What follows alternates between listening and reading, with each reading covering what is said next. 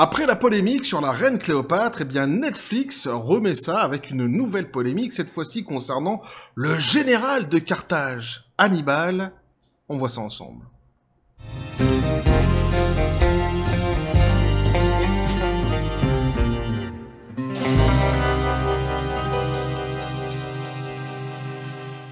C'est reparti pour un petit tour où, comme on dit dans le bouchonnois, même joueur joue encore, petit café des copains.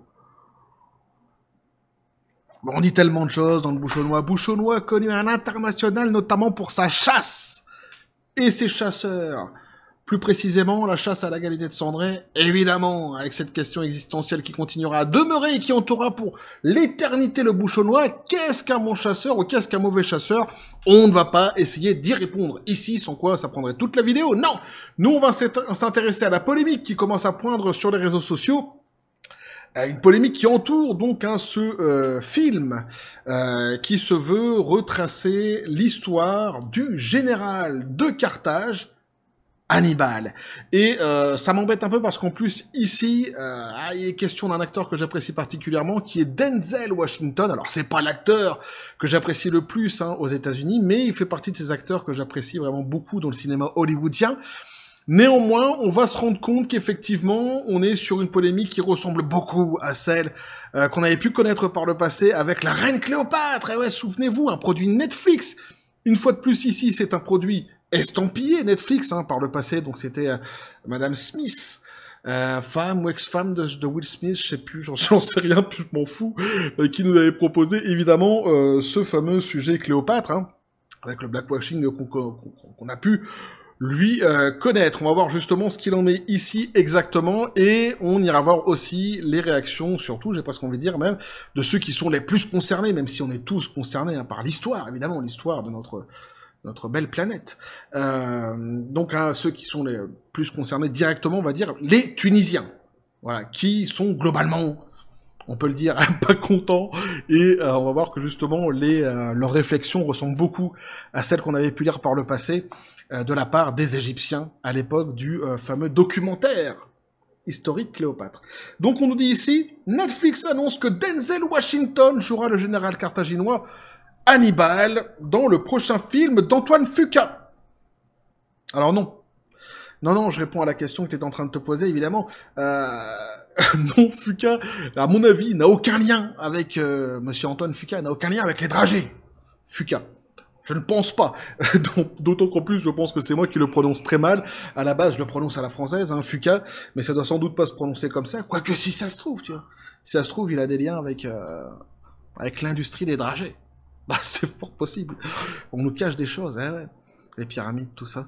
Le géant du streaming Netflix a annoncé que le réalisateur Antoine Fuqua et Denzel Washington s'associent après le succès d'Equalizer 3 pour créer un film retraçant la vie du général carthaginois Hannibal. Dans un communiqué de presse, la société a annoncé que Fuqua réaliserait le film sans titre pour l'instant, donc écrit par le scénariste John Logan. Washington est actuellement le seul acteur attaché au film que l'on connaisse.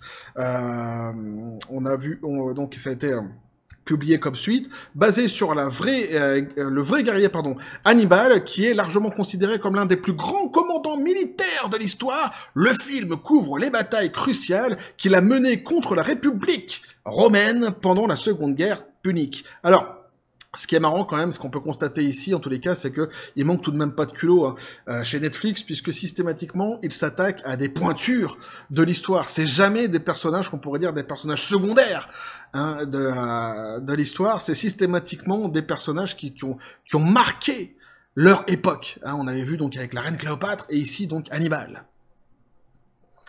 Là-dessus, évidemment, c'est pas des petits joueurs, c'est pas des small players.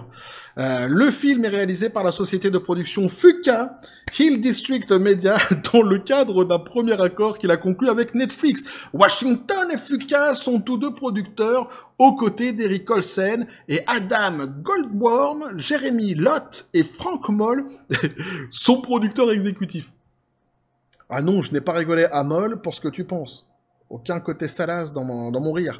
Je pensais à Dark Maul. Mais du coup, vu que je suis en train d'expliquer ce que potentiellement t'as pu t'imaginer de Salas dans mon rire, du coup, je suis arrivé sur du Salas. Ouais, mais voilà, mais ça, tu vois, c'est ce qu'on appelle un boom, je t'attrape. Je me suis fait piéger par moi-même.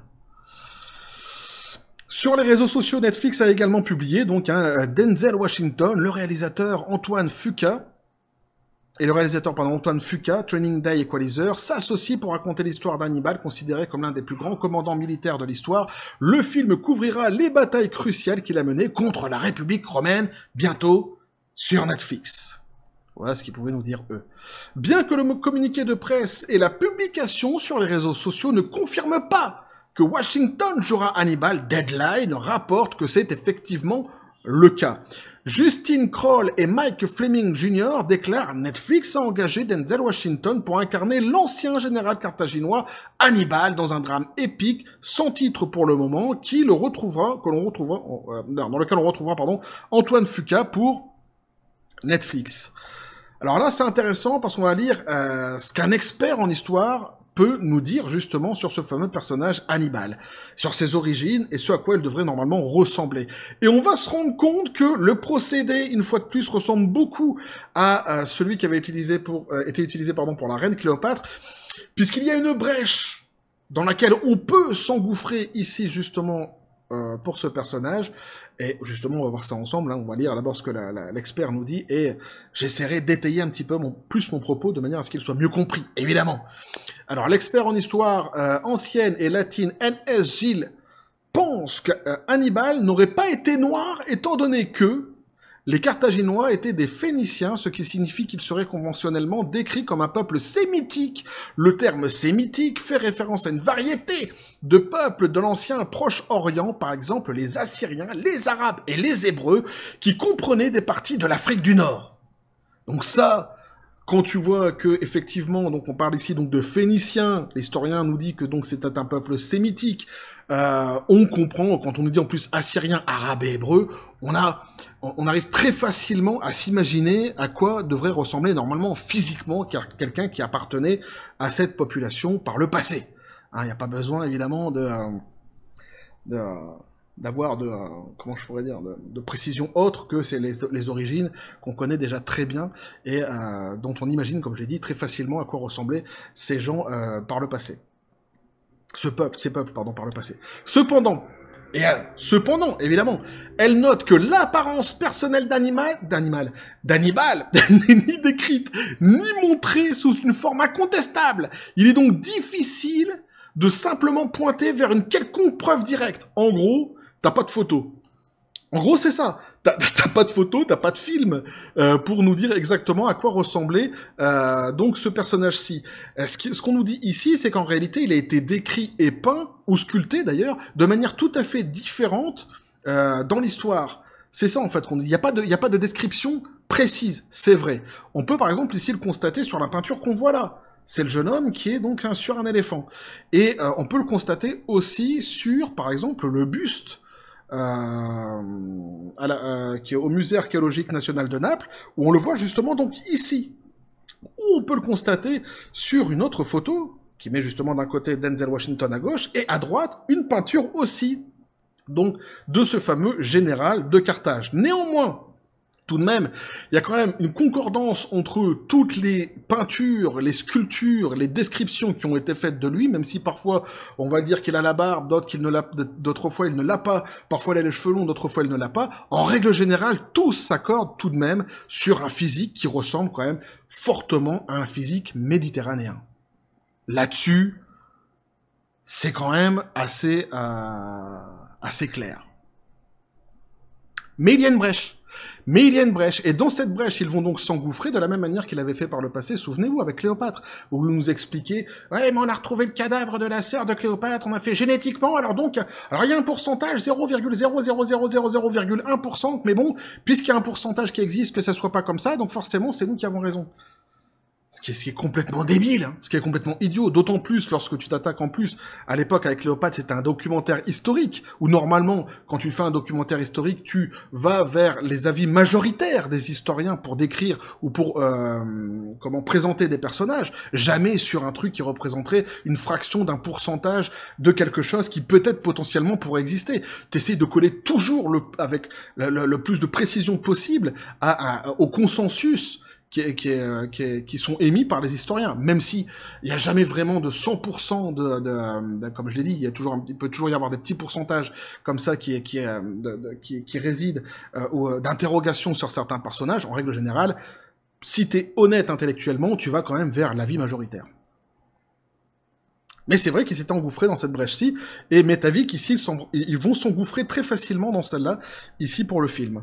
La décision de se faire jouer Hannibal de faire jouer Hannibal à Washington fait suite à la moquerie du service de streaming pour la façon dont ils ont choisi Adele James dans le rôle de Cléopâtre dans la série Queen Cléopatra de la productrice exécutive Jada Pinkett Smith. Le casting et la représentation de Cléopâtre ont été critiqués par les téléspectateurs ainsi que par le ministère égyptien du tourisme et de l'archéologie. On avait évidemment traité déjà ces sujets par le passé, ici même sur cette chaîne, évidemment. Le ministère a noté que l'apparition de l'héroïne dans ce corps est une falsification de l'histoire égyptienne et une méprise historique flagrante. Il avait poursuivi en disant « D'autant plus que le film est classé comme un documentaire et non comme une œuvre dramatique, ce qui oblige les personnes derrière son industrie à enquêter avec précision et à se baser sur des faits historiques et scientifiques pour garantir que l'histoire et les civilisations des peuples ne soient pas falsifié. Donc ça, c'est ce que les Égyptiens, évidemment, par le passé, pouvaient dire. Non seulement cette annonce intervient après les réactions négatives reçues par le service de streaming pour la reine Cléopâtre, mais elle fait également suite à la promesse du président de Netflix, Film Scott Stuber, de se concentrer sur la qualité plutôt que sur la quantité. Il avait déclaré donc à Variety, il s'agit de, entre guillemets, donc faisons ce en quoi nous croyons et espérons une liste que nous pouvons soutenir et dire c'est la meilleure version d'une comédie romantique, c'est la meilleure version d'un thriller, c'est la meilleure version d'un drame. Donc il promettait vraiment de la qualité, tu vois. On pourrait donc supposer que Stuber pense que ce film serait la meilleure version d'un drame historique. Il est probable que le film sera bien réalisé, étant donné que l'équipe de Fuqua et Washington sont derrière lui, mais il ne représentera clairement pas Hannibal Barca avec précision. Et là, je suis évidemment tout à fait d'accord en fait avec cette dernière phrase, c'est-à-dire qu'il y a de fortes chances qu'effectivement le film en lui-même soit bon, puisque déjà il y a un acteur qui est excellent, qui est Denzel Washington dedans. Il est en plus coproducteur, mais derrière en plus il y a surtout une équipe qui est quand même assez bonne. Là-dessus, il n'y a pas de souci. Mais c'est vrai, et là il le précise bien, que par contre, au niveau de la représentation de Hannibal, eh bien, on n'y sera pas du tout. On est sur quelque chose ici qui ne ressemble pas à l'idée assez facile et honnête qu'on peut se faire justement de ce général à cette époque-ci selon ses origines. Maintenant, on va voir ce qu'en disent justement nos amis tunisiens. Et effectivement, eux, ils sont pas contents. Plusieurs internautes tunisiens se sont interrogés à propos du choix d'un acteur noir pour jouer le rôle du personnage historique carthaginois alors que les faits indiquent qu'il était de type méditerranéen. Certains ont même considéré qu'il s'agit d'une tentative de modifier l'histoire. Eh oui. Et on se rend compte une fois de plus qu'on se retrouve vers les mêmes réflexions qu'ont eu justement les Égyptiens par le passé lorsqu'on s'attaquait à la reine Cléopâtre. Ici, on va justement lire le tweet d'une dame, un tweet assez habile justement et assez intelligent, en tous les cas, selon moi, où elle nous dit justement « Hannibal Barca n'était pas noir et il avait un type méditerranéen, mais c'est très bien que le grand Denzel Washington joue son personnage. C'est un excellent acteur, il donnerait une dimension africaine à notre héros national. Le vrai challenge reste le contenu et les messages subliminaux qui seront transmis. La vérité n'est pas importante, c'est ce qui se fait avec sa perception qu'il est. Qu'avons-nous fait de la gloire de notre ancêtre? Rien. Qu'avons-nous fait pour rétablir les vérités historiques? Rien. Alors, comme d'habitude, nous nous contenterons de consommer les légumes et les fruits de nos terres, servis par ceux qui ont pris le soin de les cuisiner, même si les mets ne seraient point digestibles.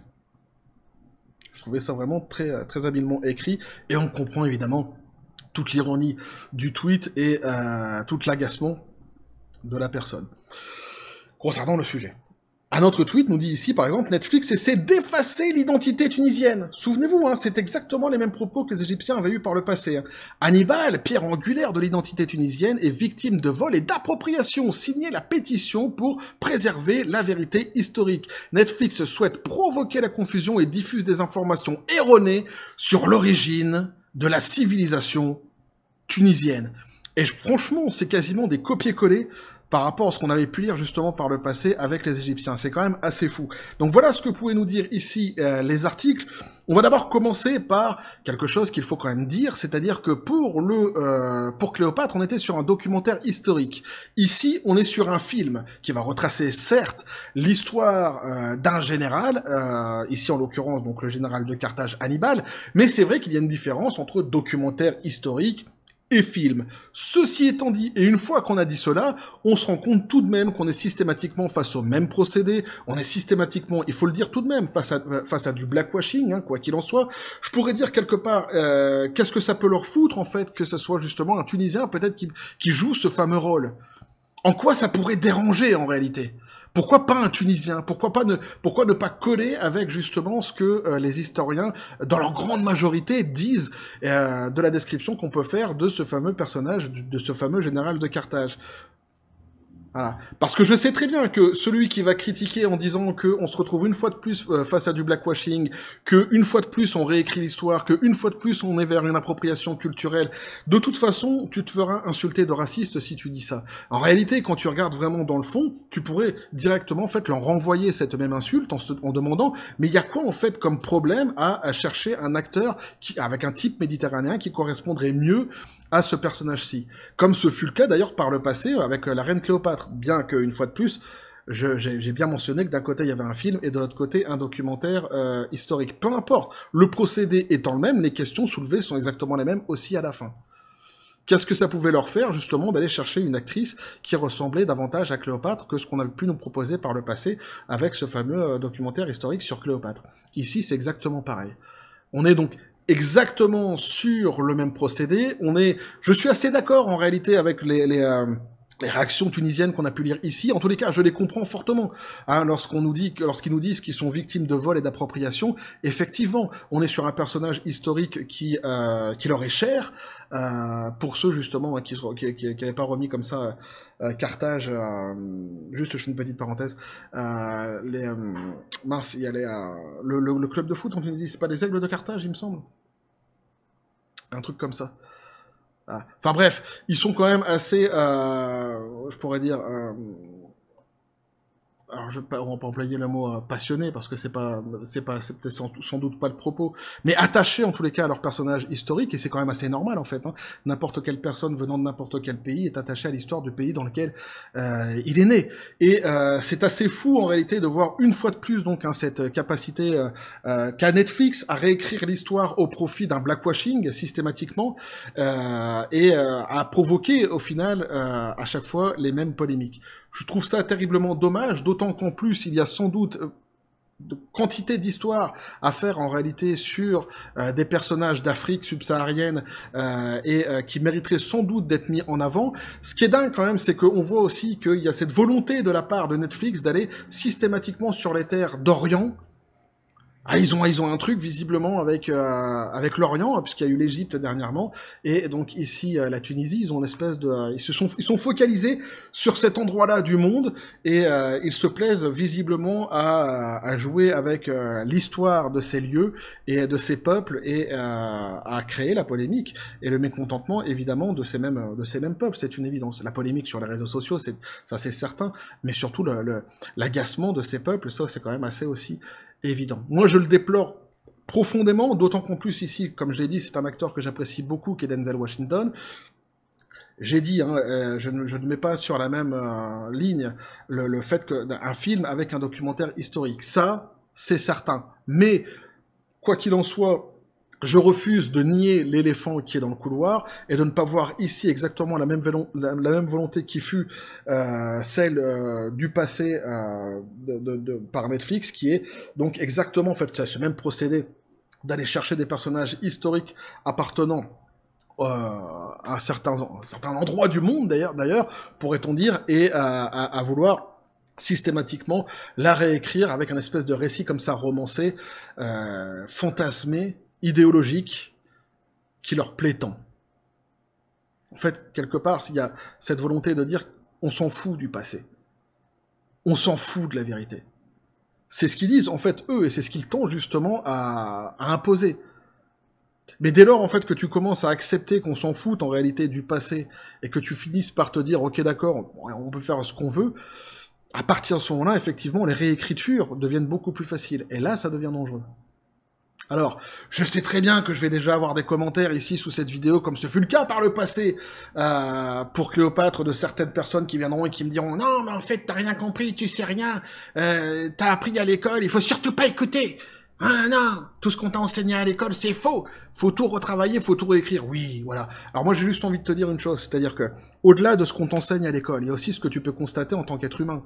C'est-à-dire, par exemple, quand tu vois la muraille de Chine devant toi, tu te doutes bien que c'est la... Même si au début, tu connais pas son nom, tu te doutes bien qu'il y a quelque chose qui s'est passé sur ce lieu-ci que tu as juste en face de toi, qui mérite sans doute quelques explications historiques. Et si tu commences à t'intéresser, non pas en allant à l'école, attention, parce que je sais que certains la détestent tant, en allant voir tout simplement des Chinois en leur demandant « Mais qu'est-ce que ça fout ici, ce putain de grand mur sur ton territoire ?» Tu risques d'avoir très rapidement quand même comment je pourrais dire, des explications, voilà, hein, sur le pourquoi de ce vestige historique. Donc, au-delà de ce qu'on peut t'enseigner à l'école, effectivement, t'as aussi tout ce que tu peux constater en tant qu'être humain, parce que les civilisations ont tous vécu, construit, laissé derrière eux des vestiges qui parlent, en fait, hein, pour, justement, les peuples qui sont encore existants aujourd'hui, qui parlent, pour eux, de leur passé. Voilà. Donc il faut quand même, à un moment donné, raison garder. Il y a des choses qu'on constate quand même assez facilement. Hein, les délires des pyramides, machin, avec des antennes, des centrales nucléaires, ça va bien 2 secondes, quoi. Ça va bien 2 secondes. Globalement, en fait, hein, sans avoir besoin de faire des études hyper poussées, on arrive quand même à faire une lecture de cette planète et de ce monde et des civilisations qui sont sur cette Terre assez simples, assez basiques. Après, effectivement, si tu veux rentrer dans les détails, grand bien t'en fasse, quoi. Puis si tu veux te confronter avec les historiens, c'est encore mieux, pourquoi pas. Il y a des gens qui adorent ça. Moi, personnellement, l'histoire, c'est pas spécialement ce que j'apprécie le plus. J'aime beaucoup l'histoire, attention, hein, mais c'est pas là où je suis le plus assidu. Même si je suis très curieux. Enfin bref, voilà ce que je pouvais dire de toute façon là-dessus, les copains. Je m'attends à ces genres de commentaires, hein, de toute façon complètement lunaires, complètement hallucinants. Vous aurez compris en tous les cas ce que moi j'en pense sur ce sujet-ci. Oui, je pense que même si on peut pas le comparer avec un documentaire historique, on reste face à un produit qui va être de toute façon sur exactement la même ligne que ce qu'on a pu connaître par le passé avec la reine Cléopâtre. En tous les cas, si c'est pas la même ligne, c'est la même idéologie sous-jacente derrière, c'est-à-dire cette idéologie woke qui tend à réécrire systématiquement le passé au profit de récits qui est systématiquement tourné vers les mêmes civilisations, j'ai presque envie de dire. C'est-à-dire qu'on est systématiquement sur du blackwashing. C'est quand même assez hallucinant, cette histoire-ci. Hein. Donc voilà, quoi, je le déplore. Réellement, je le déplore, parce qu'il y avait sans doute beaucoup à dire sur ce fameux personnage qui est Hannibal, et il y a sans doute d'autres productions qu'on loupe, du coup, sur des personnages d'Afrique subsaharienne qui mériteraient qu'on mette en avant, et qui, pour l'instant, je le déplore, ne sont toujours pas mis en avant. Shaka Zulu, par exemple. Pourquoi pas. Bref, voilà ce que je peux vous dire là-dessus les copains, n'hésitez pas à me dire ce que vous en pensez dans les commentaires, à vous abonner si le contenu vous a plu, activer la petite cloche pour les prochaines notifications, les prochaines vidéos qui vont arriver, à balancer un like, à partager la vidéo, vous avez mon XOR, le Discord et le Facebook de la chaîne qui sont dans la description des vidéos, n'hésitez pas à venir et à basculer du côté de la force absurde des réseaux sociaux. Sur ce les copains, je vous dis comme toujours, à la John Spartan, paix et félicité. Et je m'attends franchement, je viens de le dire, mais je m'attends à des commentaires lunaires. Au-delà des insultes, qu'il y aura sans doute, il y a toujours, hein, dès que t'attaques de toute façon un sujet woke, t'as toujours le lot d'insultes qui va derrière, que j'arrive quand même à évincer comme ça de la chaîne assez rapidement, mais surtout sur ces sujets-ci, j'ai remarqué qu'à chaque fois les insultes sont sortent beaucoup plus rapidement, devrais-je dire. Bref, et que la force soit avec vous.